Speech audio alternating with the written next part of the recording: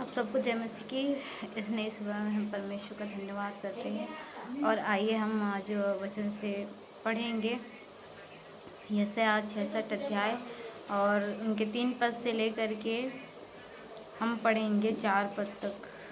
इसमें ऐसा लिखा है, बैल का बलि चढ़ाने वाला मनुष्य के मार डालने के समान है, जो भेड़ का चढ़ाने वाला है वह उसके समान है, जो कुत्ते का गला काटता है। जो अन्न बलि चढ़ाता है वह मानो सूअर का लहू चढ़ाने वाले के समान है, और जो लोबान जलाता है वह उनके समान है, जो मूरत को धन्य कहता है।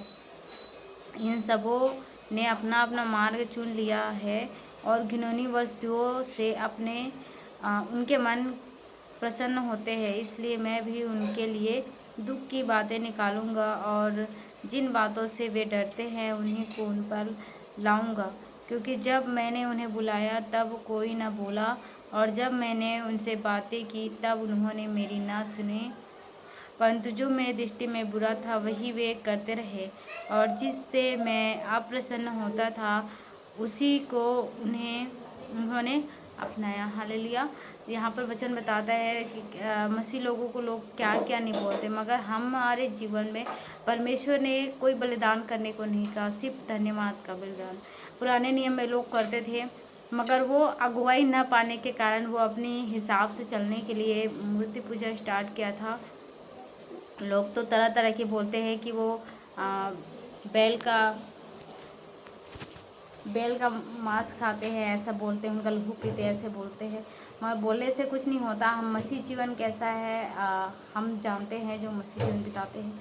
तो लोग ये तरह तरह की बातें करते हैं। आज क्रिश्चियन में भी देखा जाता है तो लोबान चढ़ाते हैं मूर्ति के आगे।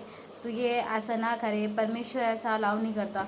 हमारा परमेश्वर जिंदा है, वो आराधना की योग्य है, और उनके सामने लोबान चढ़ाना, धूप जलाना, पूजा पाठ करना ये एक मूर्ति पूजा के समान है। चाहे आप जीसस समझ के किसी का भी फोटो रख लिया, मूर्ति रख लिया, तो वो जीसस नहीं है। जीसस हमारे तरह है, एक मनुष्य के समान है, हमने नहीं देखा। इसलिए परमेश्वर कहता है कि जो मनुष्य के साथ हम करते हैं, हम परमेश्वर के साथ करते हैं। इसलिए जितनी हम मनुष्य की सेवा करें, भूखों को भोजन देना, प्यासों को पानी देना, और जो सहायता के लायक है उनकी मदद करना, अगर हमारे पास है क्षमता तो परमेश्वर इनसे प्रसन्न होता है, न कि बलिदान चढ़ाने से। तो आप देख सकते हैं यहाँ पे वचन बताता है कि बैल के बलि चढ़ाने वाला मतलब एक मनुष्य की हत्या करने वाले के समान है, और मसीह लोगों को लोग ये समझते हैं। और भेड़ चढ़ाने वाला मानो उसके समान है, जो कुत्ते का गला काटता है।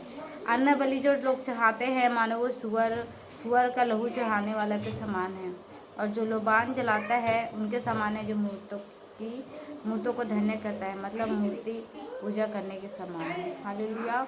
अभी तक अगर आपके जीवन में कोई भी हो जो ऐसा जीवन बिता रहे हैं तो ऐसा ना करें। मैं हमारे घर में कहीं भी आप देख लो, हमने कभी भी उनका फ़ोटो नहीं लगाया। हम जीसस को देखते हैं, लोग किसी का भी तस्वीर ले लेते, चेहरा ले लेते हैं, उनकी आकार रूप में जीसस के हुलिया जैसा बना देते हैं, लोग समझते हैं ये जीसस है।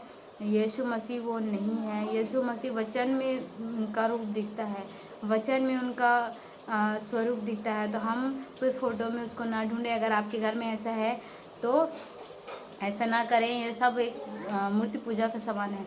हमारे घर में एक बहन है जो हमारे घर में एनिवर्सरी था, उसने गिफ्ट दिया था 7 घोड़े का, और मैं उसको ऐसे ही लगा दी थी। मेरी समझ में ये था कि ये तो परमेश्वर ने इनको बनाया है, ये तो कोई भी निगेटिविटी नहीं लाएगी, मगर वो हमारे जीवन के लिए अच्छा नहीं था।